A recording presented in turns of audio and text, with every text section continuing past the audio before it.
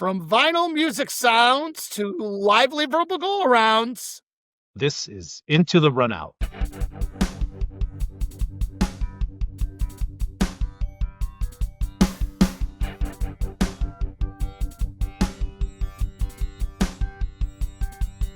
I'm Tony. And I'm John. And we welcome you to this podcast where we're going to go into another spirited time of covering another great artist in music history, one of our favorites. And how you doing today, my friend? Doing great, but I can't see a thing. I wonder why. I only wear these at night. But hey, you're too cool for school over there. Yeah, I guess you can say that. Hey, I see we're all in black, by the way. Yes, we are. Men in black. Yeah. We're serious today. This is a serious show. We are serious today. Yes. But seriously. Yeah, but seriously, folks, that is. I know it's funny though, you said Men in Black. I remember when they came out with the movie and they did the Men in Black song. And then years later, I heard this Forget Me Not song, and I'm like, wait a minute. That sounds just like Men in Black, but revved up differently. Exactly. I'm like, they stole Forget Me Not. Let's do it. On 3, 1, 2, 3. Yeah. Oh, come on. One more time. 1, 2, 3. Yeah. Close enough. Help me to remember. I hope we passed the audition. Exactly. Well, I'm pretty sure we didn't. Hey, anything exciting happened last week? Just did some, just did work around town for the day job and the night job, and just grateful to be sitting here today with you and where we can segue into some fun discussion. Nice. How about you? I was a couch potato last week. Ooh, were we on vacation? No, it was just after work we watched me and the daughter and my wife, because my son doesn't watch the TV we watch. He'd rather play his video games. So that's a different story. Sure. Watch anything? And I understand it because I was a video game freak myself back in the day, so I can't blame him. Yeah, we watched a couple music documentaries. Actually, one I'm sure you're familiar with. Did you ever see Spinal Tap back in the day?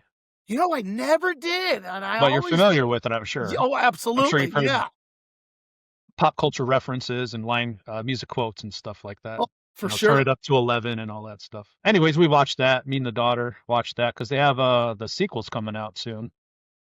Oh, I didn't know that. They're doing a sequel. There's going to be a sequel. So she wanted to see it, and it wasn't as good as I remember it being, but it's funny back in the day. But I guess Paul McCartney and Elton John's going to be in the new one, so that'll be interesting to see them. I'm not sure what kind of role they're going to play, if it's just going to be a cameo or whatnot, but that'll be interesting. But then another one we watched. It's a really good documentary, and I'll have to give you the information on how to watch it. It's called Squaring the Circle. Ooh. And that's about have you ever heard of a photography company called Hypnosis? No. Well, they were responsible for a lot of the iconic album covers back in the day. They took photos and created a lot of these album covers, and they worked with bands like Pink Floyd. They did the Dark Side of the Moon album cover, and they also work with 10cc and Led Zeppelin, a lot of their popular album covers, Genesis, Frampton, Bad Company, AC/DC, Wings, Sabbath, Peter Gabriel. They helped make all those iconic album covers. So it's a really interesting documentary to watch. They even showed the Pink Floyd album that's at the electric company with the 2 smokestacks. If you look really closely, I'm not sure if you're familiar with it, they had a flying pig that was in the middle of it. Oh yeah, the 2 smokestacks. That's right. The flying pig was the common theme in their concerts. Yeah. Which I had a cousin who was a big Floyd fan when we were growing up, and I never asked him about the meaning of the pig. He probably would have been able to expound on it because he was a walking encyclopedia of. I think it was Roger Waters had this flying pig made up. It was a blow up flying pig. Yes. Probably fill up a whole bedroom, like the size of your bedroom or living room even. He had it made up for their concerts that they were about to their tour they were about to go on, and they were going to shoot this album cover, and he decided, hey, why don't we fly this pig in between the two smokestacks of the power electric company? Okay. So they actually took this pig out, blew it up with helium, or tried on the first day to blow it up with helium, and the pump that supplied the helium to the balloon didn't work. Oh, So geez. they had to cancel it and do it the next day. Well, they came back the next day, they got it to work, they got it floating up in between, the two smokestacks. People could see it from miles around, but they only had it tethered by one string. Oh, no. So I don't know whose bright idea that was. Well, of course, guess what happened? The It string broke broke. away. And this giant pig started floating above and started taking off instantly into the air. Now, the day before, they had scheduled a sharpshooter with a rifle just in case that very thing happened to shoot it down. Well, when they left the first day, he didn't get paid, so he didn't show up the second day. So it took off into the air traffic patterns, so they had to shut down the airport. And then I don't know if I don't remember if it was hours or days later, they got a phone call, and it landed in some farmer's farm, and he said, "Can you come get your pig? It's scaring my cows." So that's how the documentary is. A lot of interesting stories behind all the different album covers and how they came to be. It's something Wow. I'll put a link in the description, the show description, so people can find it and watch it. It's That's definitely a recommendation. fascinating. So that's what I did with my spare time last That's week. fascinating. Yeah, it was very interesting. Okay, so now we're going to talk about what happened this week in music history.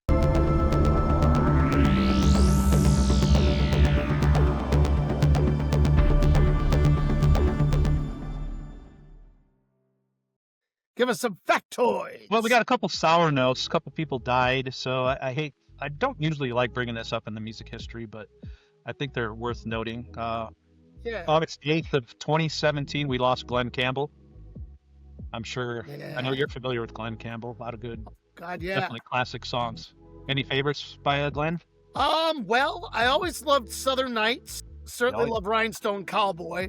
But as I in recent years, I became aware of the Jimmy Webb song "Wichita Lineman," and Great song. it's like when I'm driving along the road doing my driving thing, I often think about that song, and I think about how I feel about my own life. And the first time I heard the lyric to that song, I'm like, oh my God, I want you more than need you, and I need you for all time. A Close to the heart. sentimental sap like me just can't help but be touched and overwhelmed by the sentiment. But it's a beautiful sentiment, and of course, coming from somebody who certainly knew how to wax sentimental about love, the man who gave us MacArthur Park, Jimmy Webb just had this incredible ability to put lyrics to songs. And Glenn Campbell being, so diverse. Great guitar player, great singer. Yeah. Underrated guitar player. Underrated guitar player, yes. I was watching a little clip of him just playing something along the line of almost dueling banjos, where he just was, just playing away on a stage. And, yeah, incredible. Gift of song. A good song goes a long way for sure. It does. It absolutely does. There was a couple of Glenn Campbell songs that I got that he did right near the end of his life, and I wanted to buy those because I felt like they were really deeply personal, because he was fully aware of the deterioration of his memory and the Alzheimer's that he was suffering from, and yet he still was able to bring forth musical expression in that state. And listening to a few of the tracks, it's like, wow, you can tell some deeply personal stuff. Sad loss. Yeah, very sad. So moving on, August 9th, 1986 was Queen's final live performance. From Networth. Networth, you got it. Which Bingo. unfortunately, they didn't turn on the record button, so that performance is lost to time and only alive in the minds of those who were present. Yeah. They had closed out the giant kind of magic tour, and of course at Wembley Stadium, which was appropriate because, you know, Queen's revival, you know, in the 80s really was marked by that 20-minute performance at Live Aid at Wembley Stadium. So it's only appropriate that the following year's tour would or 2 years later would finish at Wembley. But yeah, to know that they performed a net worth and somebody forgot to put on the record button. Sad. Usually you leave the lens cap on, but to not push the actual record button's crazy. Was there? I don't know if there was a camera crew there at all. Maybe there wasn't. Yeah, you know, that I don't know. Now I know that just for the viewing and listening audience, that wasn't the last live performance that Freddie Mercury made. No. A couple of years later, when he got together with the famous opera singer Montserrat, he was able to perform with her live, and they did a rousing version of Barcelona and some other songs. And so that was a great opportunity for Freddie to explore his musical, you know, talent in a very, very dramatic and incredible, you know, musical performance. And they pushed record on that one. They did. Thankfully, we have that one for the ages. Yep. Another passing on August 10th, the legendary Isaac Hayes. Ooh. Who is the man who risked his neck for his brother man? Shh. Yes. That's all I'm doing. I don't want to. Okay. I don't want to encroach on copyright infringement, so I'm just going to go. Shh. I'm losing it. I'm losing it. Okay. Now we're getting into some curious stuff here because I just, you know, some facts when you start doing some research, you're like, you put two and two together, you're like, what? Well, really? So August 11th, 1956, one of your favorites and everyone's favorite in the world, Elvis released Don't Be Cruel, Hound Dog, his single. Wow. I don't have a 45 of that. I wish I did. you and half the world. Right. We'd be sitting on a gold mine today. But I know those are your favorite Elvis songs, I'm sure. Oh, absolutely. Hound Dog, of course, you know, was one of those songs that before it found its way to Elvis, it was being performed in the blues sense by, you know, different artists because it was written by Lieber and Stoller, Jerry Lieber, Mike Stoller, the famous songwriting pair that were known for, you know, that great era of 50s and 60s music. But yeah, it had seen variations before Elvis got his hands on it. Elvis kind of cleaned it up a little bit, you know, because the original was you ain't nothing but a hound dog snooping around my door, and Elvis kind of threw it's not a little radio bit friendly. Not radio friendly, but then Elvis wasn't TV friendly, so. Well, no, he wasn't. At the time. No, he wasn't. And, you know, the story always persists, you know, kind of pervades is that, you know, Elvis was, as a young boy, exposed to a form of church life that was very expressive.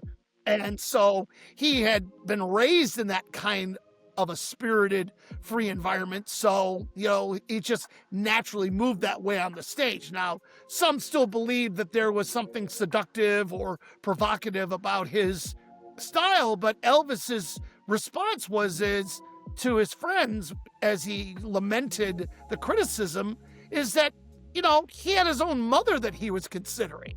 And he said, I wouldn't do anything that would make my mother ashamed or be, you know, petrified by.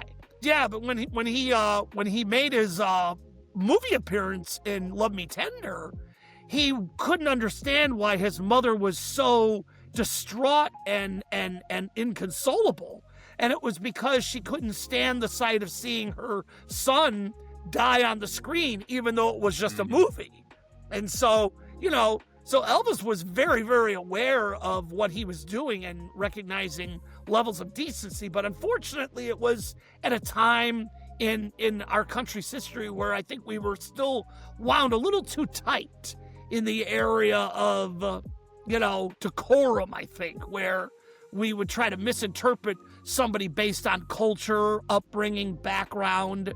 And I think Elvis was a good example to the world that says, hey, let's look a little bit closer at the background of where he was from or his roots, and now, I mean, my goodness, you fast forward like 30 years later, 35 years later, and you see, artists in the 90s that were taking even greater liberties of decency. And there was a lot of talk about expression and censorship and banning people for lewd things in public, on stage, lyrics, from like Two Live Crew and such, and various rap and hip hop, so the discussions of decency have always been there. It's just as we move on in the generations, they get to be a little bit more, progressed as far as time. Well put. Okay, August 12th, 2009. Another loss in the music world, and I think this one's an extremely important one. Les Paul passed away. Ooh. The man, some say, is responsible for it all. I love the iconic picture of Paul holding Les Paul's Les Paul. Paul McCartney holding Les Paul's Les Paul, and the joke that went with that whole thing of Paul and Paul. But no question. I mean, Paul, my goodness. You're obviously referring to Paul Anka? No, yes, of course, Paul Anka. Okay. No, Paul McCartney.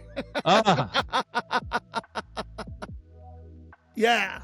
But yeah, I mean, a man who certainly, his innovation and his style of guitar playing too. I mean, he introduced a kind of guitar playing with his guitar that I think revolutionized music. Yep. Thanks, Les. We appreciate it. Now we have a podcast that we can talk about music. Yes. And you're partially responsible for that. I appreciate it. Without a doubt. Okay, now here's the kicker. On August 13th, 1952, just a few days later, but a few years earlier, Big Mama Thornton released Hound Dog. Aha, that's who it was. Thank you. Yeah. Interesting, huh? I couldn't think of the name off the top of my head, but good job. Yeah. Yes, Same Big week. Mama Thornton. Same week. What was that?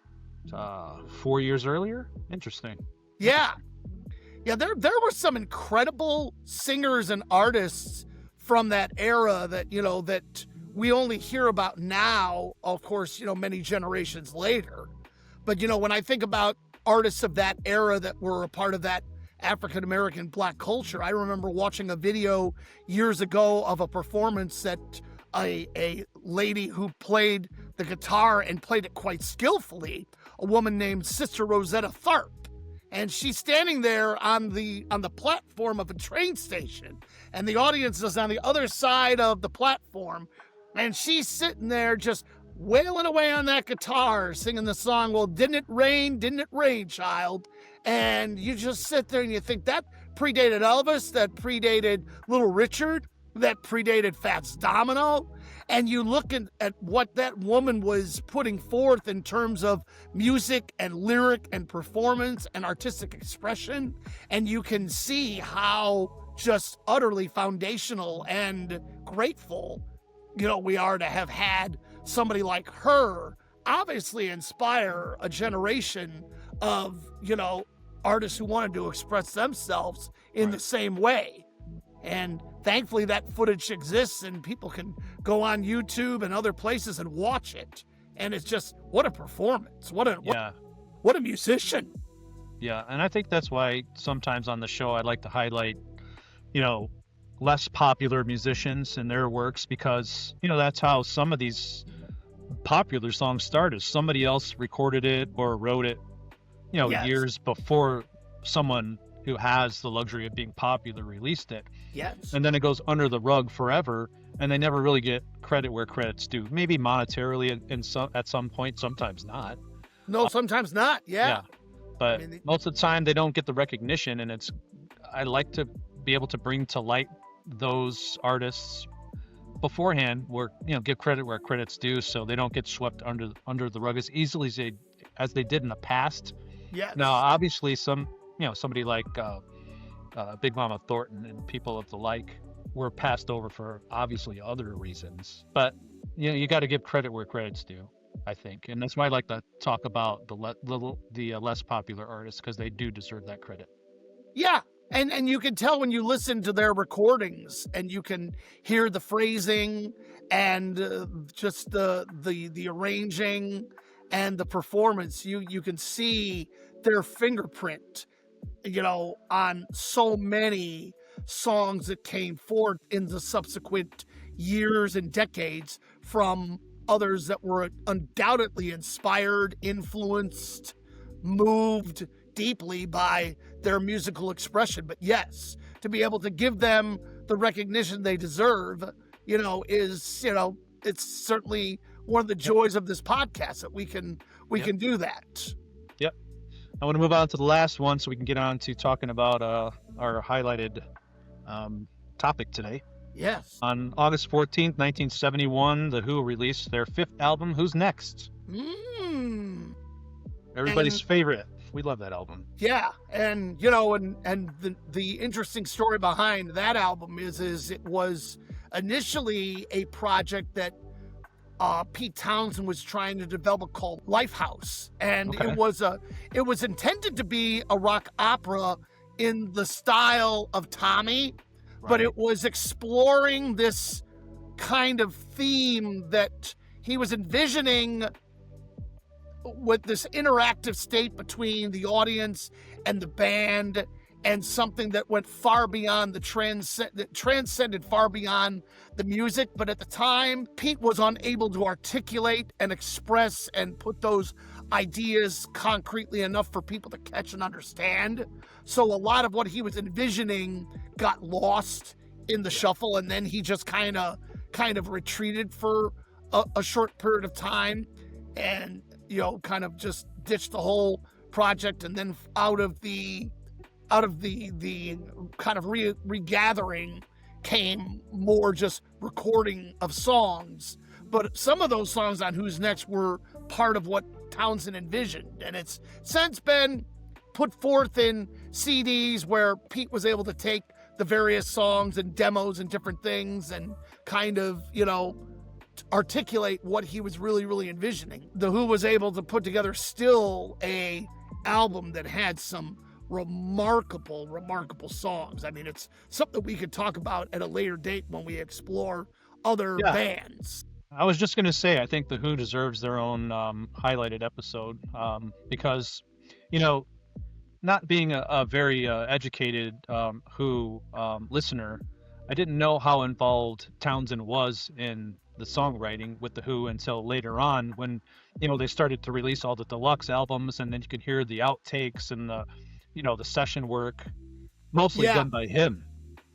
Yeah, Pete was very much an active part in the band in that sense. And while Roger certainly had the vocal prowess, which certainly shined in songs like Won't Get Fooled Again, and songs of that nature, Pete certainly brought his own, well, of course, Bob O'Reilly too for Roger.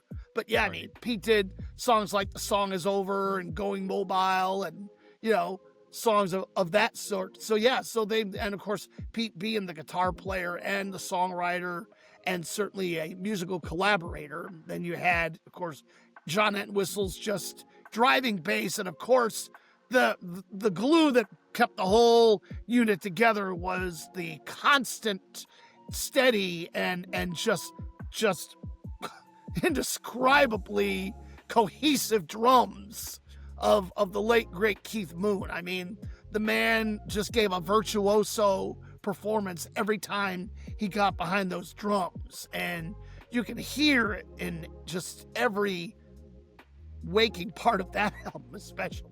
Right. Well, that wraps it up for this week in music, and now we're going to talk about none other than Billy Joel.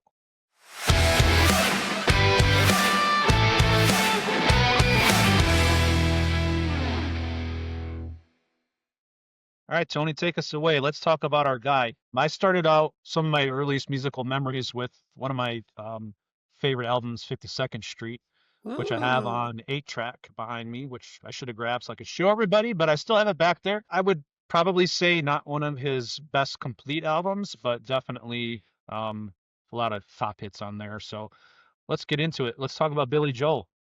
Yeah, absolutely. I mean, here's a man who, like so many artists of his like, was one of those guys who had to, do it the hard way. He was, uh, a man from Oyster Bay, Long Island, but yet his journey into music dates way back. And you can certainly appreciate this, John, because you just got done watching the 5-hour Oh yeah. documentary of Billy Joel on HBO. I mean, when he was in school, he was a part of a band. So why don't you tell the listening and viewing audience about his band days that was back in his high school years? Yeah, he was in a band called Attila. Well, yeah, well, even before Attila. High school years. Yeah, the high school years. Well, I didn't hang around with him in high school, so I don't know much about him. I mean, we went to school in Chicago. He was in school in Long Island, so Oh my God, that's a good one. No, but yeah, Attila, we could talk about Attila too. That was definitely a you're talking moment about the of hassles? the hassles. There Okay, you go. okay. Yeah. And yeah, so tell me what you learned about the hassles in that documentary. Not much. No, oh, they didn't touch too much on the Yeah, they hassles. kinda breezed over it a tiny bit, but they focus Okay. a lot on Attila because there's a lot more, and they did focus on the hassles a bit, but Attila, they had a lot more photos and, sound footage, obviously. Yeah, Um, I love Billy Joel's story. He was talking about it. I think it was on Inside the Actors Studio when he was given that opportunity with James Lipton, and he's like, yeah, I was playing an organ called it was an organ that was called Ream. And he said, and James said, God, how appropriate. Because, he just said it was just this. It was kind of like, he said it was like Led Zeppelin, but on the organ. And right. I mean, they were dressed Well, up that's like a who they were trying to model themselves after was Led yeah, Zeppelin. They were Led heavily Zeppelin. influenced by them. Yep, yep. But yeah, absolutely. But yeah, I mean, the whole concept of them dressed up like Huns in front of a Yeah. meat locker, Well, yeah, and they did talk about the meat locker. That was kind of hilarious. They're like, yeah, "What are we doing here? what are we doing here? I don't Yeah, wanna be here." that was the question for sure.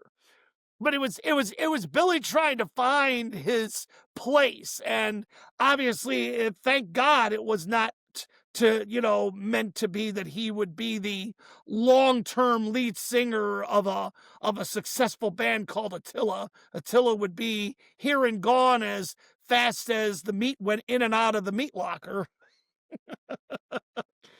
Shall we say that idea was slaughtered?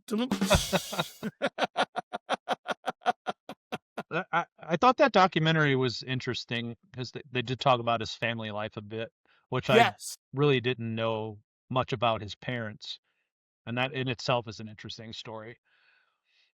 His dad was classically trained, pianist, which obviously influenced him, Yes. and his mom was a kind of a free spirit and a definite supporter of his, Yes. which allowed him and let him, do the things he wanted to do, um, to move on to the career that he moved on to. She was a big influence in him. And then his dad his dad did leave the family and then came back way later in his life and joined back up with Billy Joel.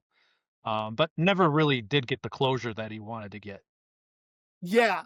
I remember watching Billy Joel when he was he did a program in the 90s called Storytellers, or it Yeah. was like a continuing Yeah. program called Storytellers, Yeah. and he actually invited his father to come up on the stage Yep. and perform with him. And you got the chance to see a man that definitely you could see where Billy got his influence from.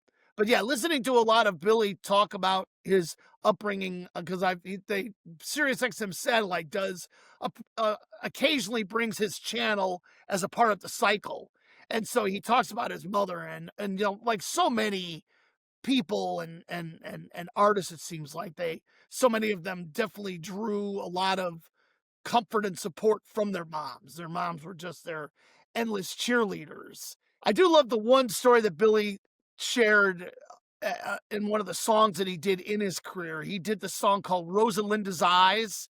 And the song was, he wrote the song as this idea that where he said, "I this is the love song that my father should have written to my mother, but he never did because he was in and out and eventually didn't, stay within the confines of the family." But it was telling the story of this man who's playing in the clubs, but he can always find his Cuban skies and Rosalinda's eyes, and Mhm. it was this Interesting. beautiful, beautiful poetic song. Because I think his mom's name, if I'm correct, correct me if I'm wrong. I believe it's Rosalind, I believe, or Yeah. Rosalind. I think it's Rosalind. I think.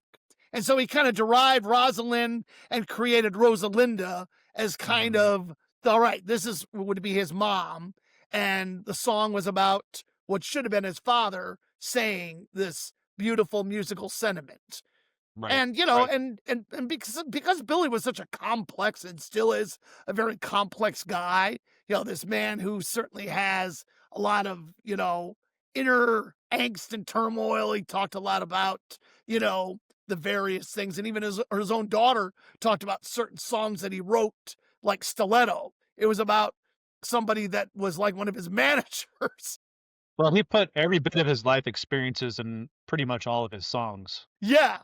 But yeah, it Yeah. was and I think it was one of his wives actually who also served as his manager, and he definitely wrote the song about her, but he certainly did it with a bit of an edge and, as, Alexa said, probably a little bit of unjustified anger, and yet when you listen to a song like Stiletto, you got this dun dun dun dun dun dun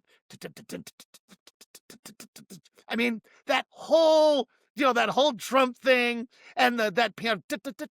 I mean, you can just see what he's envisioning about this woman who's, yeah, she knows how to use her stiletto. She knows how to walk. She'll get you. Just.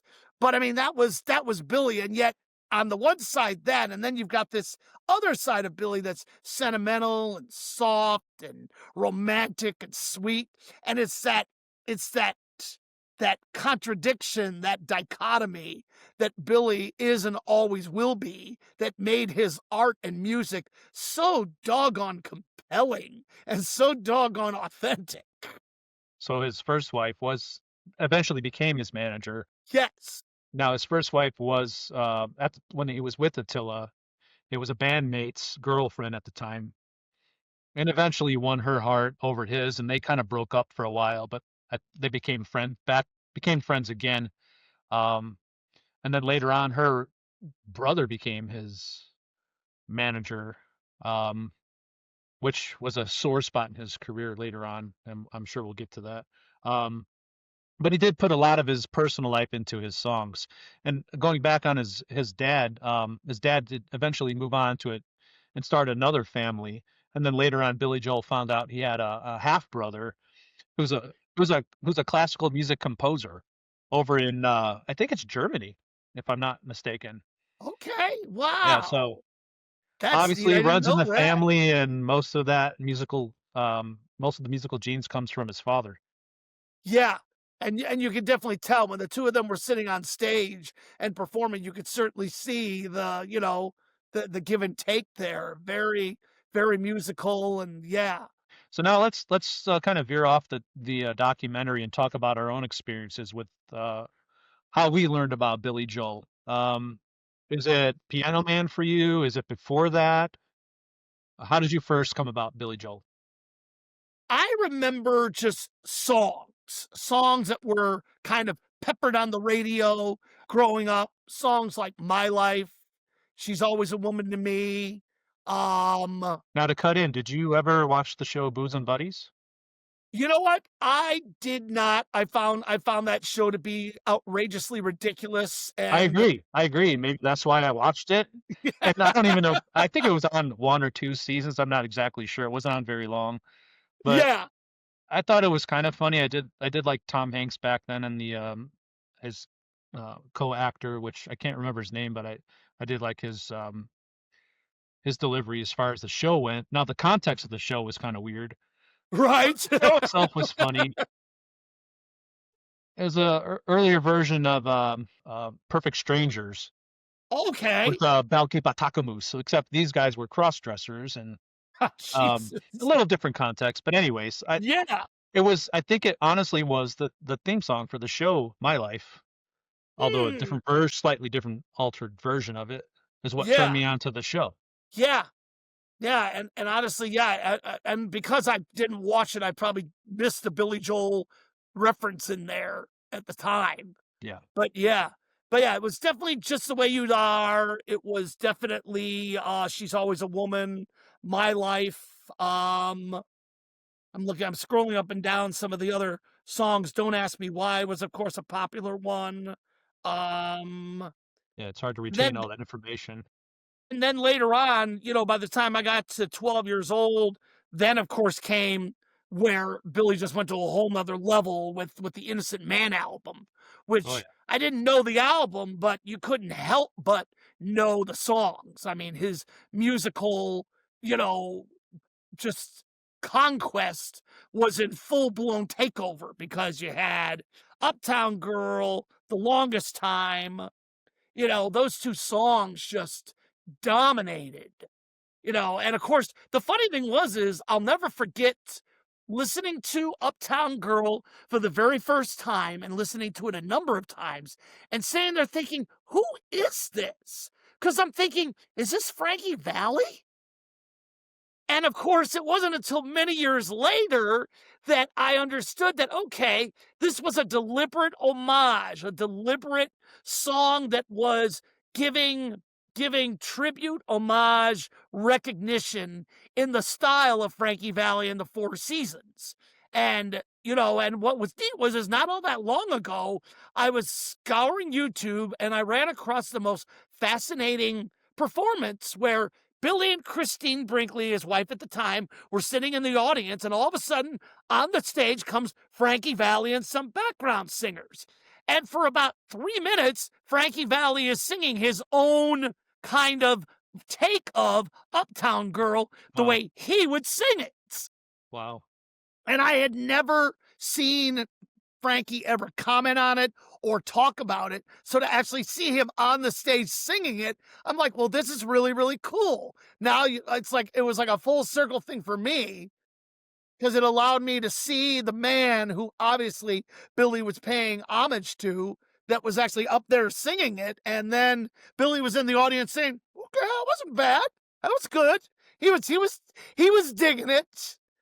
But I mean, you hear just the the background vocals, the doo-wop style, kind of taking that rag doll and turning it around and making it Uptown Girl instead. I mean, just it was genius, absolutely genius. And for years, I often said, yeah, it was the greatest song that Frankie Valli never sang because it was just truly, in the style and expression of something that he would have sang.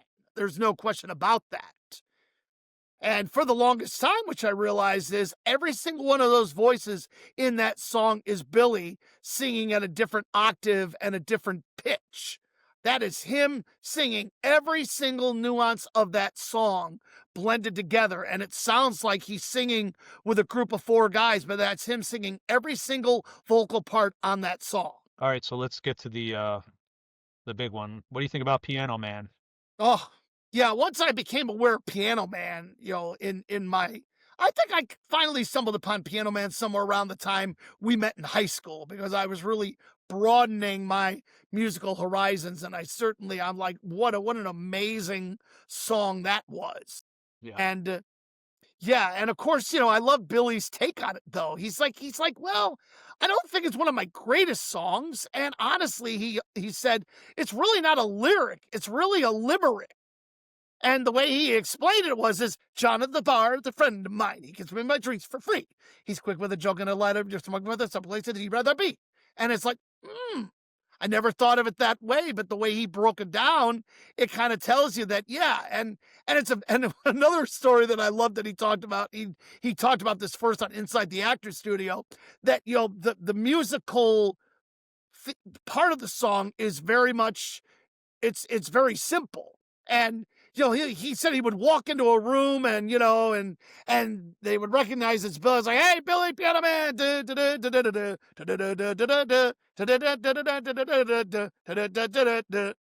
and then da da da da da da da da da dun, dun, dun, dun, dun, dun, dun. And Billy's like, because it's like, he's expecting more, but he was just playing the same thing again, not realizing that that's it. It's the verse, and then it's the chorus, and it's the same thing back to the verse, just telling a different story. But of course, I love how Billy broke down that, that was at the time when he was playing piano at a piano bar It was in about himself, California. right? It was about himself. And every Yeah, single one of those individuals in that song were individuals in that piano bar. yep, Sean at the bar, that was John.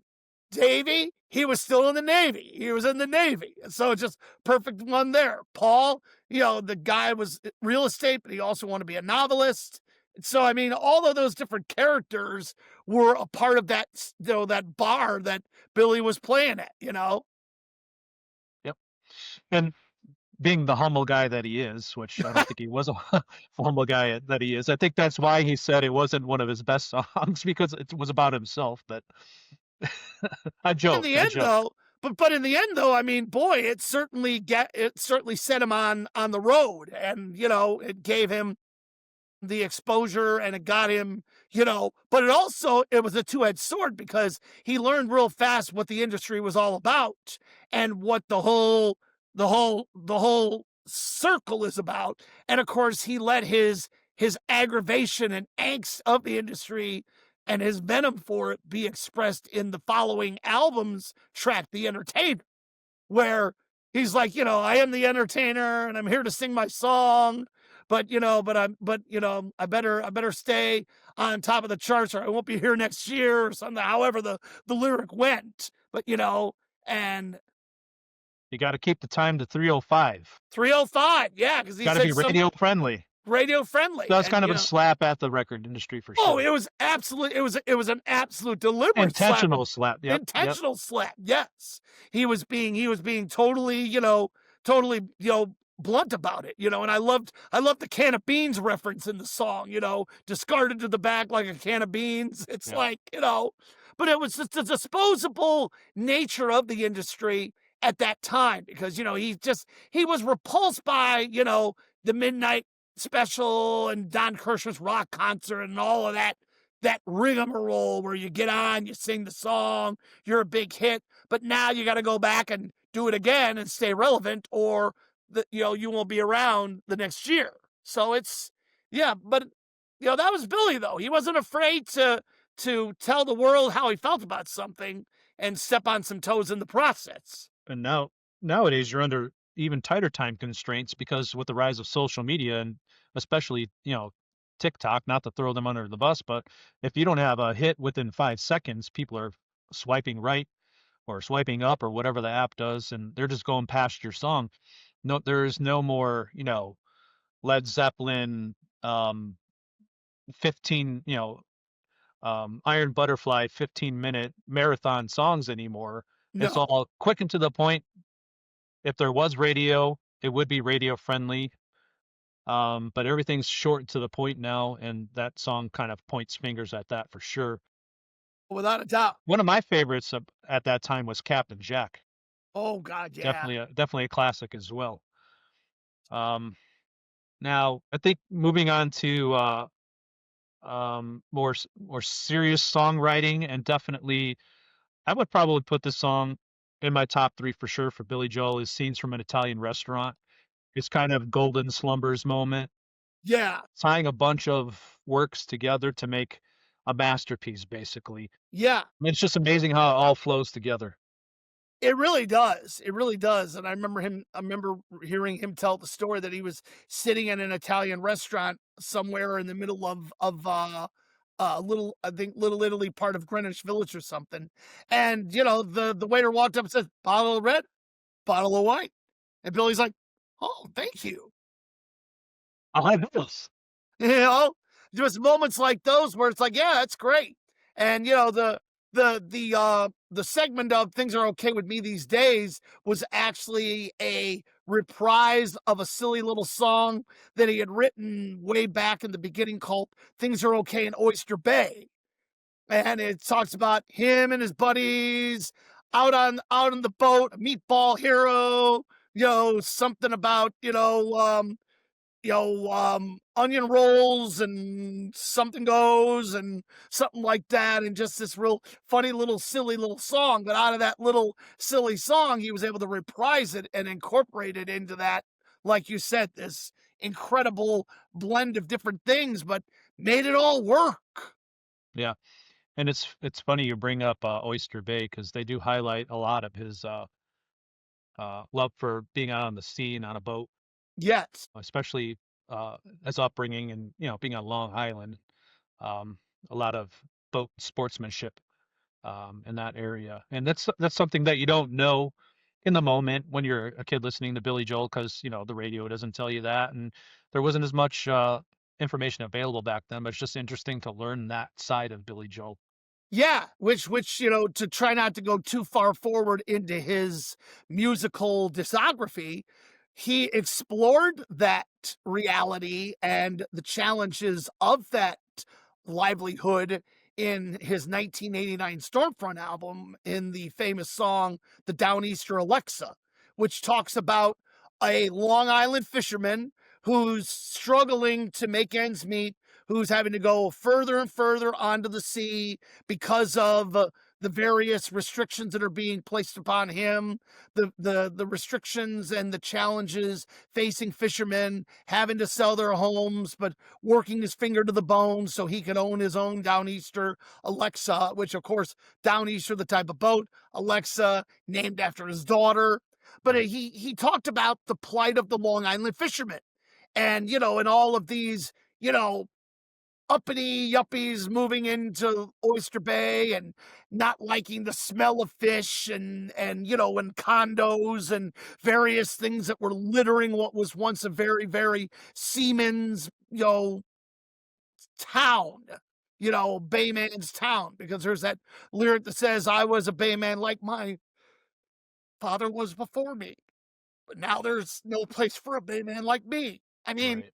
it's like you think about those lyrics, and I mean, I don't know what it was like to be a Bay Man, but I feel the plight and the reality in the lyric and what he is expressing out of his love for Oyster Bay, his love for Long Island, his love Yeah. for that way of life that was being severely invaded by modernized, hip, out of touch society that was Mhm. poo-pooing something that was really the very thing that kept that whole community strong and tight and unified in its identity as a very, very blue collar town, a blue collar area.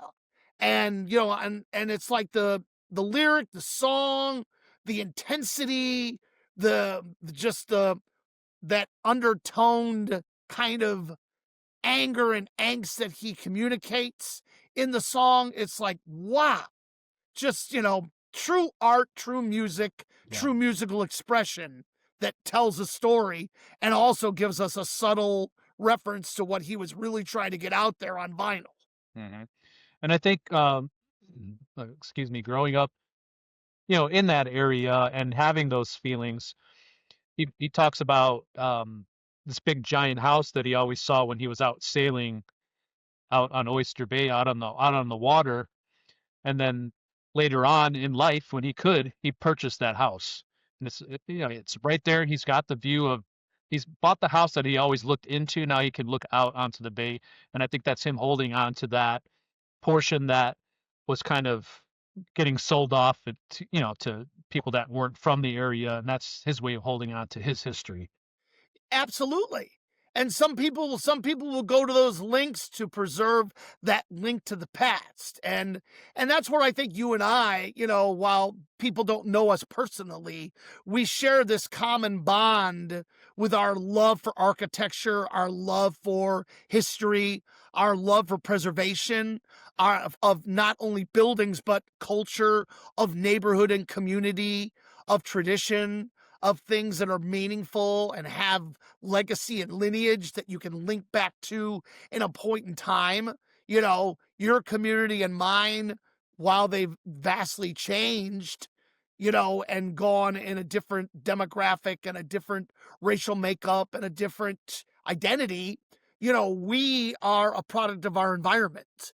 And it shaped us and made us into the people that we are and will always be. And that will never change for us. So, when you went down into Chicago and looked at architecture, when I went into Chicago and looked at architecture, we may not have been able to articulate it at that age. We may not have been able to understand it, but there was something visual about it that connected us to those places that we knew that we were raised in, the similarities and the relations, and also what tied us to our family past, because a lot of our ancestors came maybe from different parts of the world, but once they came here, they saw things that probably reminded them of where their home resided. And it's that indescribable fabric that winds up becoming a wonderful foundational palette for artists like Billy and others to be able to say, hey, I'm going to paint you a picture of the world that I identify with. And maybe through your life experience,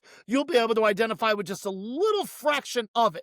And you'll be able to carry that with you into your life experience and tell people what's personal and special and significant to you and your lineage. Okay, ladies and gentlemen, it's time for our weekly segment of Top Tracks of the Week.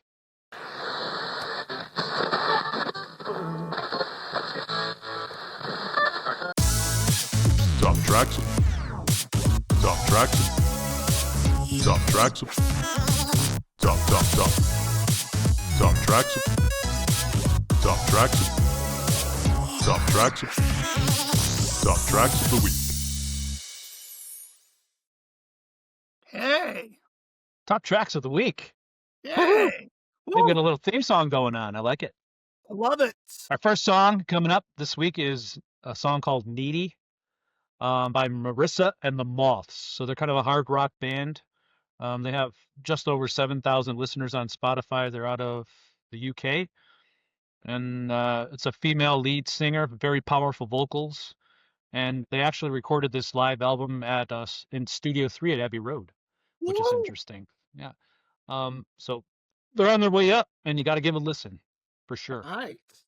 Next song is called Philanthropist by Jesse Wells. He's a folk singer. He's kind of sounds a little bit like John Prine and Bob Dylan mixed together. This song is is featuring Billy Strings, if you're familiar with Billy Strings' work. And he's out of Arkansas, so definitely good music there if you like protest folk music. Next up is a song called Cinnamon by Merpire. She's a pop singer out of Australia, and her song is about smells that kind of conjure up memories, how smells can trigger memories, which is an interesting concept. Yeah. Next song is called Sail Away, no reference to Styx. Or Enya. Or Enya. Exactly. By an artist called Indie, not referencing Indianapolis. She's a pop singer out of New Zealand, and she's related to pop sensation Lorde, if you're familiar with her. Well, you should be. Yeah, right. You should be. My daughter loves Lorde, and I wasn't aware that her sister was also in the business, but very good stuff. My last song of the week is my favorite song of the week by a gentleman named Kaidi Akanibi. He's out of London, and he's multi-genre. Just over 4,000 listeners on Spotify. He's a saxophonist, guitarist, and composer. And believe it or not, he's currently making 7 albums in 1 year. It's a self-challenge. So I'm interested to see how that turns out. But give a listen to his latest album that just came out. I mean, you'll be pleasantly surprised that the entire album is a great piece. And that's it for Top Tracks of the Week. Top tracks. Top tracks. Top tracks. Top tracks. Top tracks. Top tracks. Top tracks of the week. So I gotta ask though, this gentleman that you referenced at the end of the tracks, he's a saxophone player. Yes. What kind of style is he? Is he kind of more like It's jazz jazz? Okay, saxophonist. I guess you would, from what I've heard, kind of freeform jazz. okay, Very unique. It's a good approach, and he's a young guy, so there's a lot ahead in his future for nice. sure. Nice. Love the saxophone. I think it's an instrument that frankly doesn't get enough opportunity to be expressed. No, no, and he's given. I'm getting Prince vibes because Prince used to challenge himself all the time musically, and this guy, releasing 7 albums in 1 year.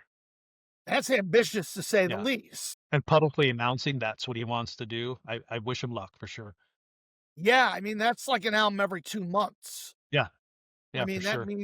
that means you got to have, you know, 8 to 10 songs in the can, have them arranged and have them produced and have them mastered and have them released.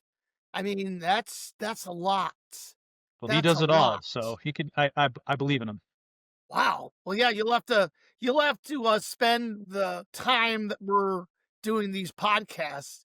You'll have to give us occasional updates Yeah.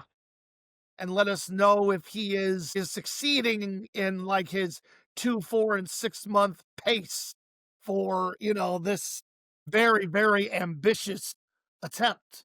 But yeah, I'll make a note. I'll make a note, I and I'll will, keep up with it. yeah. But I definitely have a lot of love for the saxophone players because they are, you know, I mean, whether it was, the song Tequila that was a part of our parents' generation, or whether it was the very, very distinct and memorable saxophone of the late great Junior Walker and the All Stars of Motown fame, Oh yeah, taken from us 30 years ago now, if you can believe it. It's just Clarence that Clemens. Clarence Clemens, I mean, my God, the saxophone player for Bruce and the E Street Band. I mean, just it's an instrument that has found its expression and certainly found its success in the world of music, popular music and music in general, but still, you wait to find out who the next skilled saxophonist is for the future. Well, let's talk about a skilled pianist, and that's Billy Joel. Yes. So So we where left off. so yeah, where did we leave off? Well, we left off. I was going to bring up before we went to break, the segment break. I didn't realize he wrote a song about you. Really? Yeah, remember that time you moved out? I That didn't know is you worked in a true. grocery store either. I wasn't aware. Hey, I was saving my pennies for Sunday long before I met you, pal. Did I ever meet Mama Leone? No, or No. Mama Patricia.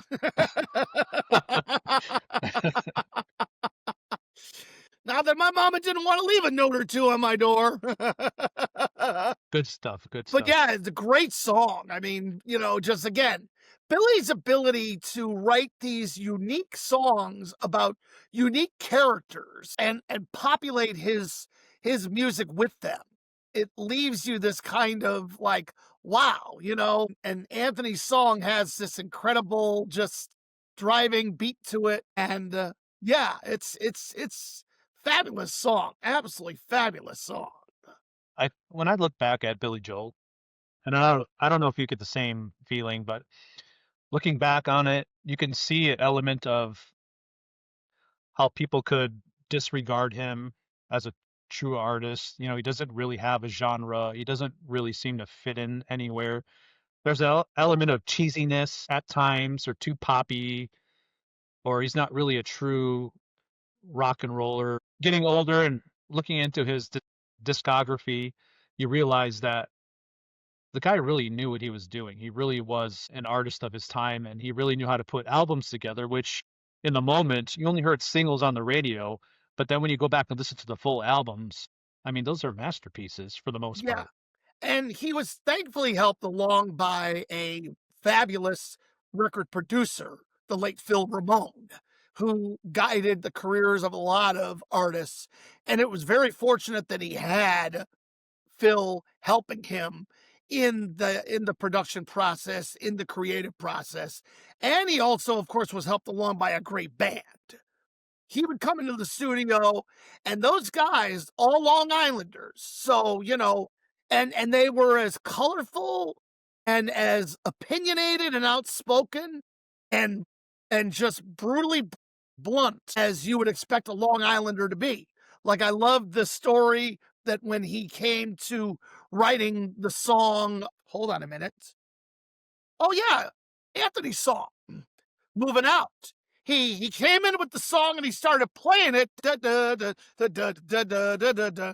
And Liberty DeVito, his then drummer, said, "You schmuck, you can't do that song. That's Laughter in the Rain." And Billy's like, "What?" It's like, "Oh shoot, it is." So he's in the studio ready to lay this track down with this music that he's written, and he's got the band picking up the obvious. He just ripped off Neil Sedaka. Well, crap, what do you do now? So Billy went and just, dismissed himself for a while, and he was determined that he was going to sit down because, I mean, he already had the lyrics. So he's like, "Oh, well, I'm not going to go and just throw this song out because I know it's going to be a good song." And that's where he started working with the movements and just created a whole different musical pattern, which ultimately became what was Anthony's song. So it was great to have guys in his band and a great producer help along that musical process and that musical expression. Because as Billy said, he said, he hated his own voice. He didn't want to sound like him. He said, "I'm just this schmuck from Oyster Bay. I wanted to sound like Hendrix. I wanted to sound like the Beatles. I wanted to sound like, somebody else." And if you look at a lot of the songs, you can tell, yeah, he's channeling his inner, whoever the song kind of sounds in the vein of. Interesting observation bringing up Jimi Hendrix because he also hated the sound of his own voice too. Yeah, isn't that interesting? Yeah, yeah. But then, of Interesting. course, it's so funny. Speaking of Hendrix, fast forward again to that Stormfront album. He writes this song called Shameless, and he wrote it in the style of Jimi Hendrix. So Really? he's like, yeah, he said he wrote it for like he could imagine Hendrix with his guitar going, "And I'm shameless, and I don't know, I can't remember, I don't know." That kind of just conversational kind of thing. He was envisioning Hendrix, not knowing that a young, aspiring, ambitious, creative, future country music and force juggernaut would hear that song in Nashville and turn it into this, blockbuster hit. A man named Garth Brooks.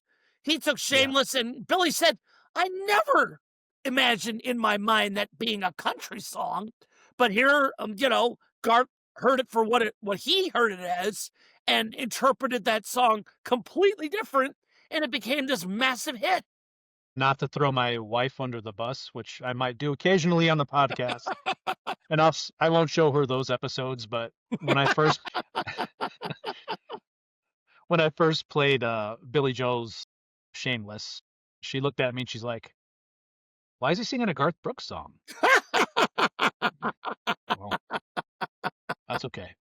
Well, for those who didn't necessarily know Billy's music, they would have asked the same question because obviously Shameless was a huge hit. But yeah, I mean, it's amazing how a song can go out one way and come out completely different. And it really wasn't until Billy's last pop album, River of Dreams, that he got together with an entirely different producer and an entirely different band that he, for the first time in his musical career, with the exception of one song, it was really for the first time Billy Joel sounding like Billy Joel. Yeah. The only song that was kind of a homage song was a song called Shades of Grey, which was a deliberate inspirational homage to Cream.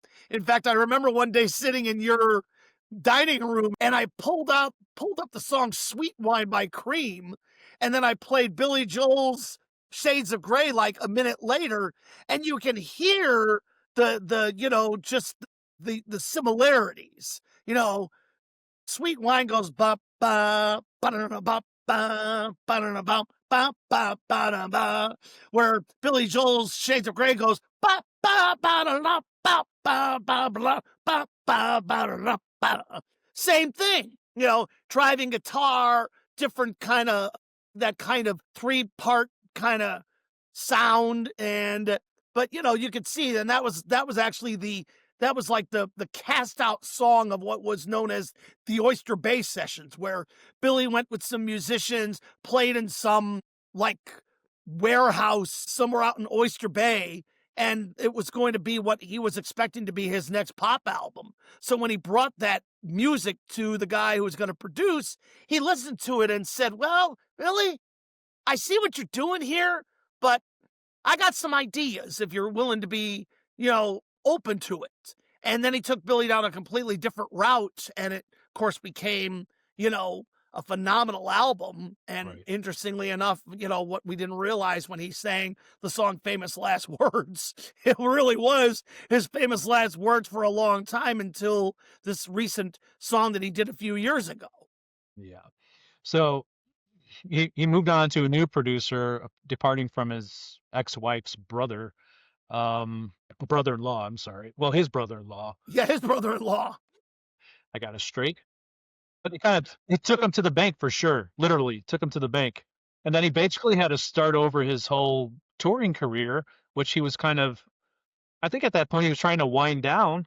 He had to start all over again, and then kind of led to his drinking alcoholic phase that is kind of a black spot in his career. Yeah, and interestingly, the experience that he had with his brother-in-law, he actually wrote a song about it, which was on that River of Dreams album, song called Great Wall of China. And Yeah. it was all about, we could have gone all the way to the Great Wall of China if you only had a little more faith in me. And Yeah. it was pretty much saying, Charlie, you should have been looking out for me. Some people just have no soul. I mean, it's a scathing, just song that just says, man, you just blew it, man. We could have gone all the way, and you just wanted to just have at me. You weren't thinking of Yeah. me, man. I think he wound up taking him for like $96 million or something like that. And then eventually Billy Joel just decided to drop the case because it was just not worth it. He decided I'll just put my nose to the grindstone again and go back on the road and earn my money back again. And I think before he hired his brother-in-law, when his ex-wife stepped down as manager, and this was directly after his motorcycle accident, Oh, right. she actually, told him she was leaving while he was in the hospital, which is kind of interesting. But Yeah. I guess they're still friends. But anyways, during the time when he was trying to find a manager between that period, I think George Martin, legendary Beatles producer, was in the running also. If I Ooh. remember correctly from the documentary, they mentioned that, but it just didn't work out. The songs, when we were talking about songs, individual songs, as I've come now to appreciate Billy's wider catalog, it was being able to listen consistently for days and weeks on end to his channel on Sirius XM, where they played so many songs that were those kind of deep cuts that, unless you own the albums, you wouldn't know those songs. Like Summer Highland Falls. I didn't grow up hearing Summer Highland Falls because it wasn't a radio song. I didn't grow up hearing, Miami 2017. Which That is an was never. amazing song. Oh, it's an amazing song. It's just unreal. You know, I never heard, the Root Beer Rag, but yet it's a wonderful little fun song that, unless you listen to the deep tracks, you just never know. And then very, very melancholy but beautiful song that Alexa talked about in her playlist. She was playing songs that were just like some of her favorites of her dad, that was covering a specific genre it was, and she said it really reminded her, the song that she was referring to remind her a lot about the Beatles' She's Leaving Home, was this very, very melancholy song called Where's the Orchestra? And it tells the story about this guy who's, like flabbergasted that he goes to this play and there's no orchestra. And the story is kind of a metaphor of, okay, what am I missing in life? What did I miss? Where's that moment that I was waiting for? And despite the fact that Billy had realized so many of his dreams at this point, there's still that creative thing on the inside that says, am I missing the landmark achievement? Am I missing that creative climax where, you know, and I think Billy was still, even at that time, still in search of it, despite the fact that commercially he had achieved some incredible success. And yet you look at him now today, you know, he's accomplished so much more, even without any more words or very few words beyond the famous last words that he sang about 32 years ago. Yep. Yep. Let's talk about going out with a bang. Let's talk about Stormfront and River of Dreams. Yeah, I mean, absolutely. he had a lot of classic, great albums, but to finish off a career with those type of albums of that song catalog was an amazing feat. I have I purchased both of those on CD at the time when they came out. Yeah. And played them nonstop. And you Yeah. saw them in my room. You Yeah. played them along with me in the bedroom, and we listened to them also nonstop, and just great stuff from front to back. Yeah. You were inspired by it, so it goes so much you actually recorded yourself trying to sing the beginning part of the song. Yeah, I wasn't going to mention that, but thank you. I appreciate that. I hear that every once in a while in my head. I think I did that in the garage, maybe. I'm not sure. You might have, but it was great though. It was like, oh, I mean, okay. that's in my top 3. There's songs in history that hit people in the, right in the head. They're like, boom. Yeah. That was one of them. Oh yeah. But I mean, you think about Stormfront, he got together with Mick Jones, the guitarist from Foreigner, who at the time had separated with Lou Gramm from Foreigner. They were away from each other. He would eventually reform the band later with a different lead singer, which was an infamously bad choice for Foreigner. Johnny Edwards didn't work out very well, but that aside, Mick was doing some producing at the time, and he also did his own solo album. And he actually invited Billy to play on one of the tracks on his solo album called I Just Want to Hold You. And it shows Billy there playing the piano while Mick is singing away on his guitar. But he brings in Mick, and Mick kind of steers him in more of a rockier direction. But he also, with it comes, songs like Stormfront, That's Not Her Style. Of course, We Didn't Start the Fire, which was an interesting, he was having a conversation with Sean Lennon, John Lennon's son, and Sean was saying, yeah, well, it's like, the life that we live, I mean, we live in some tough times. We've had a whole lot of stuff happening. It was way different than when you were a kid. Billy was taken back by that. It's like, well, wait a minute. I grew up in the 50s, man. We had Red China. We had Belgians in the Congo. We had all of these different things going on. So he gets this idea of writing something that, kind of chronicles a period of time in his upbringing. And it is kind of that it was intent to say, hey, we didn't start it, but was our time. But this was happening long before it started here. But I'm going to start here to tell you that, hey, you guys may think you have it tough in the 90s. Here's what we had. Here was our time. And it was filled with good and bad. Because, I mean, you had, Doris Day and, Walter Winchell and Joe DiMaggio. Those are great things. But there was also other things going on, too. Sweeping changes in the world. And then, of course, he took it down to, of course, the very, very end of the era where it kind of encapsulated the 80s in short order. Of course, to the point where he reaches his breaking point. It's rock and roll and color wars. That's just the end. It's like, that's the breaking point for me. Can't do anything more. The color wars ends it.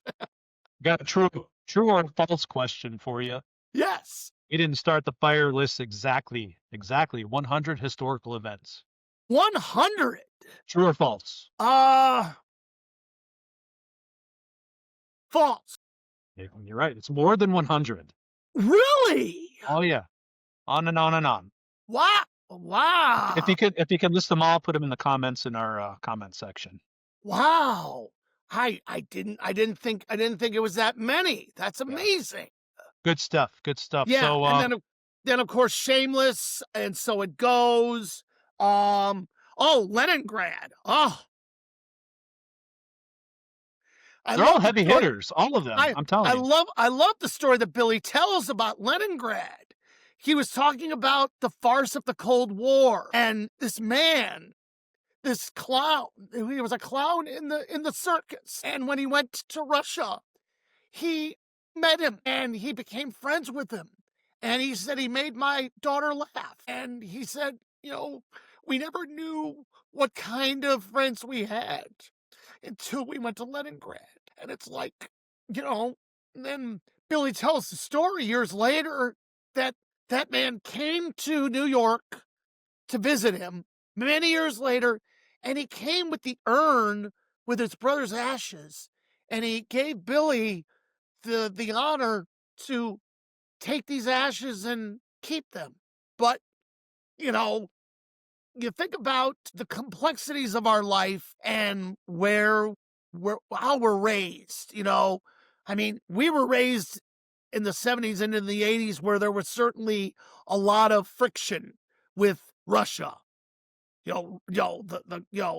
Our parents came out of the Cuban Missile Crisis, and Khrushchev with his shoe banging the podium and saying, "I will break America." And of course, Sting, gave a little interesting take on that in the 80s with that wonderful song off his debut solo album where he wrote that song called Russians, where, he said, we share the same biology regardless of ideology. But what a terrible thing to do if the Russians didn't love their children too. But they do. They love their children, and they want the same quality of life despite whatever their culture is, whatever their history has been, because it's certainly filled with complexities. The Bolsheviks, Stalin, the various eras that were marred with all kinds of death and conquest and communism and world conquest and struggles and communism. And sure, all those things for us blue-blooded, red-blooded Americans, we see the world through a different lens. But when you get down to the heart of people, human beings, regardless of where you're from, Billy fleshed that out. He fleshed that reality out, and he told a story of a man who grew up, yes, in a very tough place, a very tough part of the world that certainly could harden the typical person. And yet this man had a soul and a spirit and a human, you know, heartbeat, which, okay, this is where he's from, but this is where we're from. But when we come together and when we find what unites us rather than divides us, Billy could write with confidence that, we never knew what friends we had. Wow. I mean, it's one of the most beautiful lyrics and one of the most beautiful songs that I think Billy ever wrote. For a lot of outsiders, you think it's just a song about Russia, and I didn't understand the context to it going into this episode. So I'm gonna have to go back and listen to it and enjoy it in a whole new way Yeah, for sure. and thank God for Billy. When they give these artists their channels on Sirius XM and they get the opportunity to actually emote and share the experiences, it makes those songs even more meaningful when you Well, listen to sure, them later. And I love sure, that. because that song wasn't extremely popular when it came out, but when you are given the story behind it years later, the song's reborn again. It has a whole new Yeah, meaning, it and it lives on does. again. And that's the luxury of music. Once you record it somewhere, it lives on forever, and then you can recreate it as many times as you want, re-listen to it, and relive the stories again, and it just goes on forever. All kind of Yeah. music. And I think that again is the power of music. You can find a song that you can identify with, and it may not speak directly to you, but you can Right, find something in it that says, "Ooh, you right, know, right. I like that."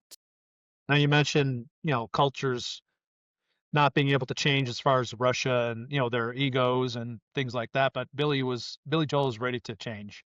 He saw an end coming to his career as far as a pop artist goes and wanted to kind of go off and work on a new or an old passion of his as far as classical music composing goes. So he kind of stopped touring, stopped recording, and went on and recorded some classical music albums. So, any thoughts on those? Well, I mean, leading up to that change, I'd be remiss if I didn't tell a neat story about the River of Dreams album, which wound up being his last full Please, pop album. please. Um, Billy talked about being in a very, very tough, dark place, a cynical place, a place where he felt really lost in his own soul about things. And so, when he came into that album, there was this kind of question of his own life and his own direction and where things were going. And he was kind of writing it in that vein. And by the time he got to the end of the album, he kind of felt like he had kind of found his own soul, and there was kind of a closure to things, and that was kind of the journey he was on, as he shared at the time, which was really neat because I mean, there were certainly songs on that album that reflected, you know maybe social commentary. He did the opening track was a song called No Man's Land, where he was pretty much railing on the updates and the modernization of the world around him, and everybody who's fascinated with all the new fandangled things, but nobody understands, where it all began, the simple things that we've just kind of given up. There's this great line in that song where he's going further into his kind of musical rant, where he says, "Thanks to the condo kings, there's cable now in Zombie Town." Now we're gonna get the closed circuit. But the River of Dreams song, oh my God, what an amazing, amazing song. Yeah, But it's like, he's searching for something sacred that he lost. He's finding his musical soul while he comes to the realization of some things, and then he just kind of closes the album out and says, "Okay, I've said everything I need to say." yeah. And aside from the lyrics, which he's an underrated lyricist for sure. The gospel singing, the background singers in that song, "The River of Dreams," is just Yeah. amazing. Yeah, and I love the song "All About Soul," which I heard Billy talk about, that it didn't become really the giant hit that it could have been because it had kind of been released too close to River of Dreams. But the background singers in that song was a group that was just coming kind of into focus at the time, called Color Me Bad. They were a kind of a very soulful kind of R&B group. But if you hear those voices saying "nah nah nah nah nah nah nah," whoa! I mean, so musical and so just soulful, which, apropos, because he's singing about this woman who, she understands. She knows. She's got that thing on the inside of her. She comes to me at night and asks me what I'm dreaming, and I realize I've gone a million miles away. How'd you know? There are no words to say. It's all about soul. But I mean, that song is just a fabulous, fabulous classic, and one of those songs that still resonates to the Billy Joel fan, and I would say the average music fan. It's just a great song. So, do you have a favorite song on that album? Is it "River of Dreams" title track? Yeah, it kind of weighs between River of Dreams and All About Soul. I See, love both those songs. I have to say my personal favorite is "Lullaby," Oh Lord, which yes. of course is written for his daughter Alexa. Oh yeah, I remember loving that song the moment I heard it, and then for some reason it was about a good 18 years ago. I was driving from the South where I was living and journeying home, and I was driving somewhere through the Smoky Mountains when I popped that CD in, and that song came on, and I just started to weep like a baby. It was like there was just something in the sentiment of that song that reached me. Not a man who's ever been a father, much as less the father of a girl, but recognizing and picking up the tender soul that Billy Joel is, that he wrote this song to let his daughter know, hey, some things are going on right now. Yes, you asked me where do we go when we die, but he was saying something else, because the lyric is, "I think I know what you're asking, and I think you know what I'm trying to say." And there was a double meaning in that lyric, because it was coinciding with the moment where Billy Joel's marriage to Christine Brinkley was coming to an end. And for years, Billy couldn't sing the song live because the song was all about saying to Alexa, "Yeah, when I die, my essence will join yours, and I'll always be a part of you." But it was also him saying, "I will never leave you. And no matter what happens between me and your mom, I will never leave you." And I remember he was doing this master class and he was singing the beginning of that song, and he stopped toward the end. And then at the end of it, he got back on the piano and said, "You know what? I know I said I wasn't going to do it, but darn it, I need to do this." And he sang the rest of it. And you Yeah, can it's hard. tell it Yeah. is hard because, at the time there was this realization that he was turning a page, in his life. He was going through tremendous changes. He had a little girl that he was deeply committed to and still is. She's obviously now no longer a little girl. She's an artist and a singer, and, has released some really interesting material in her own right in recent years. But I mean, yeah, I mean, the song was very much this wonderful little lullaby. Yeah, Wow. there's a moment in life when you realize your crap that you dealt with growing up and getting older is in the past, because if you have a child, a daughter, a son, whatever the case may be, that's your life now. So you Yeah. got to let the stuff in the back past go and move on and, dedicate yourself to that person. And, in the documentary And So It Goes, Alexa kind of gets teary eyed bringing up that song also. Deserved, because, Yeah. that song was about her. And I feel when you hear a song like that, you can tell that he wrote that song, he sung that song, and there just so happened to be somebody recording it. It wasn't like he intended to record it and make a hit out of it. He just needed to get that out into the world, get it out into the open, sing it out loud. And if it goes on the album, great. If it doesn't, who cares? Because it's a Right. song he needed to write for his daughter, and he needed to get it out of himself and let her know how he felt. Absolutely. But I would imagine that for you, especially though, John, you being a father of children and a daughter, I mean, that's personal to you because, Sure. it's they mean the world to you. And like you said, you're living your life, for more than just yourself and more for and as much for your wife, but definitely for those children. And, if you had the opportunity, you'd write a song for them too. So moving on to the classical aspect, he had a lot of history as far as his father goes, introducing classical music into his life, and that's something a passion he wanted to address. And whether you're a lover of classical music or not, his contributions to that genre is well deserved for sure. I mean, he's a renowned pianist, and I know he composed a lot of it and didn't play really any of it. He composed it for other pianists, Yes. Yeah. but still, I personally think great works in their own right. Oh, absolutely. Absolutely. And yeah, to be able to compose it for other pianists who could interpret it and play it correctly, because Billy Because just yeah, knew he that. self-admitted he wasn't a classical pianist. No, absolutely Right. not.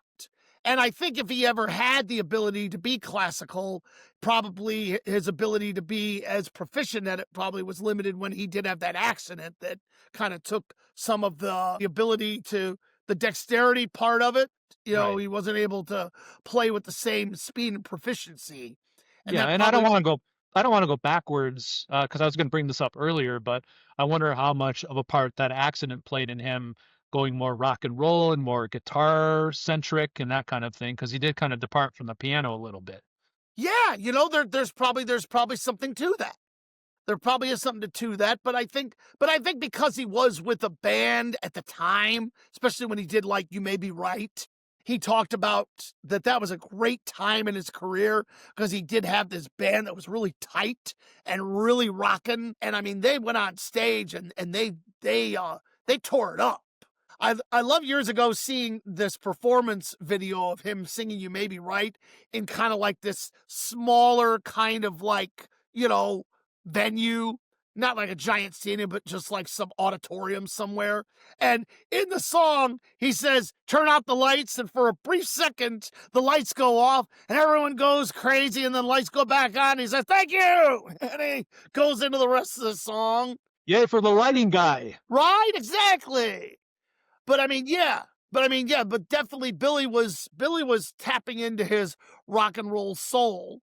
And I mean, and again, this is where, critics, and I understand there's a place for them, but I'll never forget going to a Croc and Brentano's, which was our bookstore back home, long before Borders, rest in peace, long before Books A Million, long before, Barnes and Noble.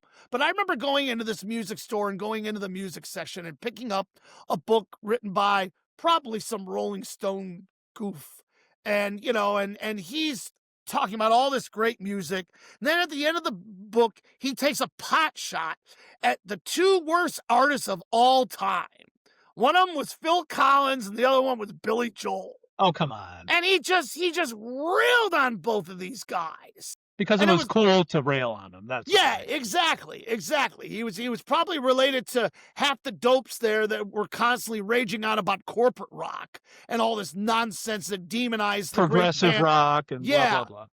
But I'm sorry, it's not my fault that your band doesn't have mass appeal. It's not it's not their fault that your band can't make great music or music that doesn't appeal to a wide mass audience. Sorry. Or you're one-dimensional and you can't see through the curtain to talent. Yeah. Or you're just this noisy punk band that thinks you're all that in a bag of chips, and yet your music is and will always be mediocre at best. Despite the fact that you were featured in a movie, we don't care, That Who are you kind of referring attitude. to, Tony? Who are you referring to? I mean, it's that prevailing attitude that panned the bands that we loved.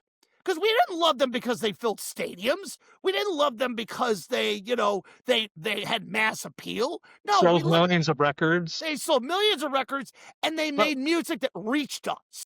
But that's the thing. We don't see that money. We don't see the stadium ticket money. We don't see the album selling money. We don't care about that. We care about the music, the songwriting, what's within the song, what's within the liner notes. Yes. That's what we care about. Absolutely. And if you don't get that, you don't get that. And if you don't get that, then you don't have a podcast like we have. That's right. But I mean, the pot shot that was thrown at Billy and Phil there was so ridiculous because, I mean, each one of those guys, they were the artists that really, really followed what you could best describe as the rock and roll dream. Being in the right places at the right time and like a true artist. Because, I mean, what do artists do? Artists put their music like a painter would put their painting and expression on a canvas. And that's all music is. It's music on the canvas that lands on the canvas of our hearts. And we then make the decision in our own selves, okay, is this art good? Is this art relatable? Is this art musical? Is this art creative? Is this art satisfying? And to the listening ear and the view and the critical eye, the proof's in the pudding. And Billy took advantage of every opportunity along the way, and he never ducked out.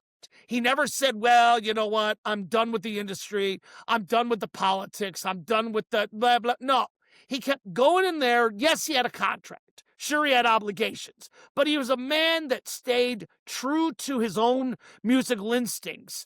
And you could see the body of work from, Cold Spring Harbor, which was horribly produced, his voice a pitch higher. He was absolutely petrified and embarrassed. It's just horribly when he played it for his friends, because he's like, this producer butchered the album. Now, since then, somebody I think has done a remastering of it, and now it's found its proper speed and tempo. But I mean, from Cold Spring Harbor all the way to River of Dreams and everything that he's done since then, I don't believe Billy has, done any compromises. I don't think he's never been not true to himself. Sure, there was a moment in about 1986 when Billy did the Bridge album. He was going through a little bit of a conflict because he was in this place where he knew he wasn't giving what he thought was his best efforts and his best work. He felt the material was a little beneath what he felt he could put out. But I mean, he didn't do a bad job on the album. I mean, that album gave us, Matter of Trust and Baby Grand and, songs like Modern Woman and Big Man on Mulberry Street. So, I mean, there were some decent songs on the album. Then he did Code of Silence with Cyndi Lauper. So, I mean, it wasn't This Is the Time, which was a really pretty kind of reflective song. I mean, there were good songs on the album, but he doesn't look back on that album as anywhere close to his best work. But it wasn't a compromise. It was like, okay, sometimes you hit those lulls. He had just come off the greatest hits. There was a lot of expectation that he would continue surging forward, but it wasn't a misstep because, I mean, Matter of Trust is a great song, Agreed. And a great video, too. He's inside this studio and he feels he needs to open up the window and, it starts and everybody congregates to the room. Then you got the one lone, woman, in the neighborhood who doesn't like the noise. Shut up. There's always one. But again, to my point, I don't personally believe Billy has at any point in time compromised his art. He has stayed true to his art, and the proof's in the pudding.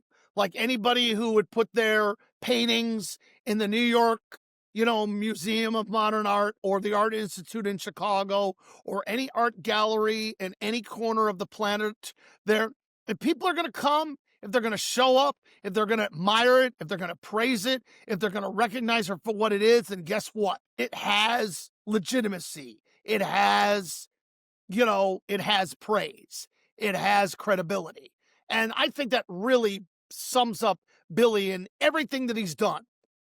And then, as we thought he was going to fade off into the distance, he not too long ago came out with a new single that kind of recaptured everybody's attention.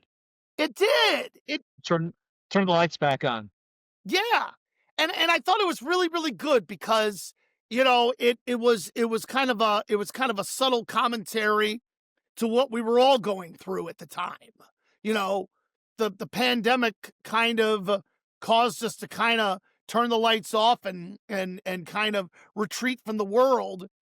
And Billy was saying, no, let's turn the lights back on. Let's get back to living. Let's get back to do it. Let's do it. And I love the sentiment of the song.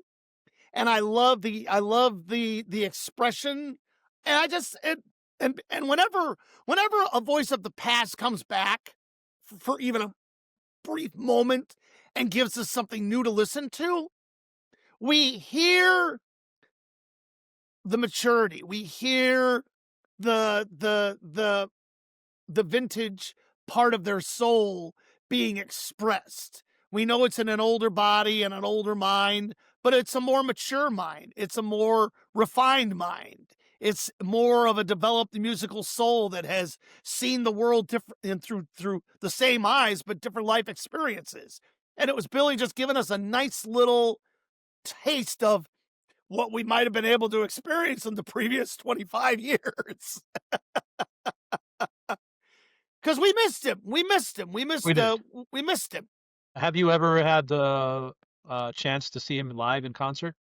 I didn't, and he's one of many artists who I regret now kicking myself for not going to see live. I had the luxury of seeing Billy Joel with my wife a number of years ago at Wrigley Field in Chicago, and it was a great event. I know towards the end, the crowd was hopping up and down, and we were in the upper deck. And Okay. you could feel the whole thing shaking and bouncing.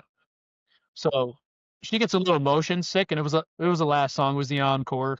So as it was winding up, we started to walk out so she didn't get more motion sick. And then it ended, and we got outside, and we could hear the music ending from outside Wrigley Field. And then we walking towards our car, and we see a limo pulled up on side, and then we see Billy Joel walk out and get into the limo. And he glanced over straight into my direction. I'm not like fanning. I'm not like, Billy Joel. He looked in my direction, and he kind of looked at me and just kind of gave like a little nod and got in his limo and took off. I'm like, Wow, okay. that's cool. So that was my brush with celebrity. Wow, that is very, very cool, man. Yeah, I was glad to go to that concert, even though it was at Wrigley Field. That's another subject. Well, yeah, that's another subject, it's like,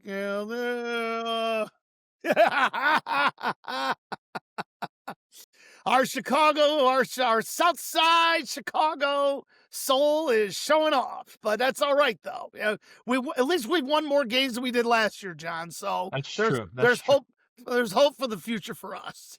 But no, rest in peace, Ryan Sandberg. We had we were very fortunate to have him for the years we had him in Chicago. He was one of the finest second basemen to play the game.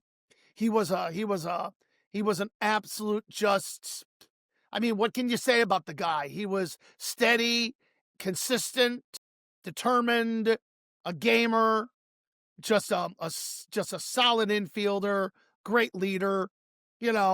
It's unfortunate that like so many players in that organization that he didn't get a World Series, because if there was anybody who deserved a World Series, ring, it was Ryan Sandberg. And Exactly. like I wrote on my Facebook wall about him. I said he tackled cancer with the same dignity and the same determination that he tackled the game. He did it with just steady, just determination, and we got nothing but love for the great Ryan Sandberg. It's much like Walter Payton and more recently Bobby Jenks. When we lose people that we admire and who have left their mark on the landscape of the sports of our youth, we give great respect to them. And despite being a Sox fan, I've never had a bad word to say about Ryan Sandberg. It killed us every time, every time, he would deliver a big hit and we weren't delivering big hits. It's like, dang it. I wish we had a guy like Ryan Sandberg on our team, but yeah, just one of the greats of all time, and nothing but love from us for Rhino. And Billy Joel hasn't escaped the health scares recently either. He's had to cancel or postpone his tours indefinitely so far. Yeah. So hopefully that's something he can possibly work past. Yeah. He was interviewed recently by Bill Maher, and Billy said, it's getting better, but we're still not there yet. So it's something going on up there that is affecting his brain or his ability to stand. And so it's something, so we're just gonna hope that Billy finds his bearings and and we'll be okay. Well, before we end this show, I got some trivia questions for you if you're game. Oh, absolutely. All right, so let's have a look here. True or false? Billy Joel has never won a Grammy for Album of the Year. I would say true. He never has won a Grammy. He's been nominated, but never won. Never won. Jeez. Okay, fill in the blank. Sing a song. You're the Piano Man. You may be right. You may be crazy. We didn't start the fire. It was always burning before the world was turning. Got it. Give me your top 5 Billy Joel songs. It's impossible. I hate when people ask me that question. I know. Give me your top 5 Billy Joel. Give me your top 5 Beatle. Give me your top 5 this. God. It's impossible. No, it's impossible. But I mean, I will say in the years that I've been listening now to the whole catalog, I can tell you that they won't be the big chart hits. I see this reflected now in a lot of when they do like the top 79 of Billy Joel, the hits are down a ways, and it's the obscure stuff up top that Yeah. seems to get the most. And I would probably say I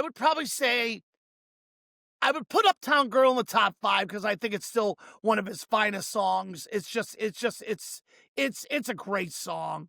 I love that song to bits.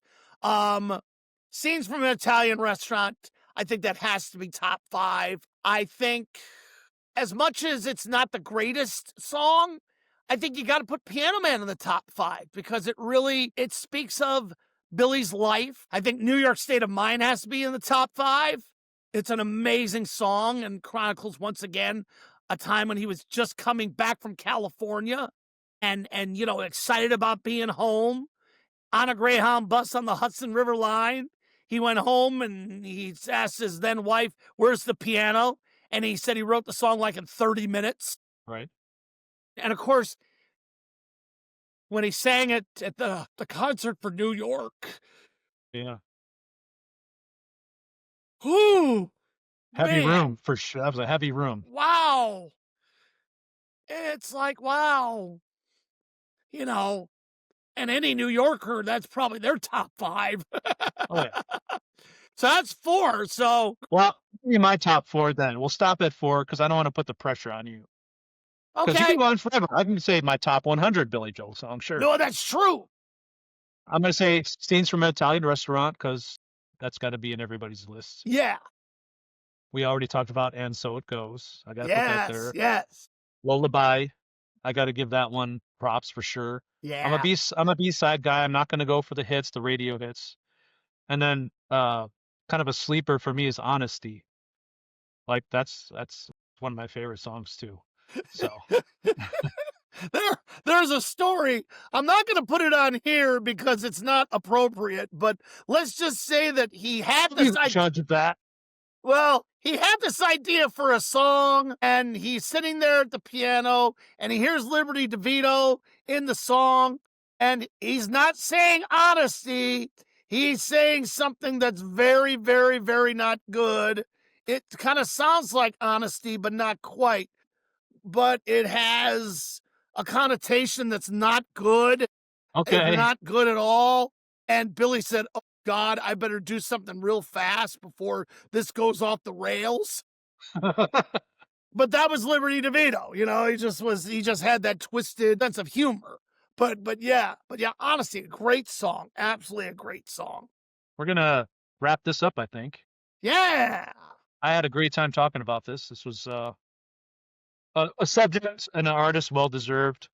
And next time we talk about Billy Joel, we'll have him here in our studio with us. Hey, the way I see it, One can dream. Let's aim for the stars. Aim for the stars. Aim for the stars, and maybe somewhere, we may hit a moon shadow. Moon shadow. Yeah. Okay.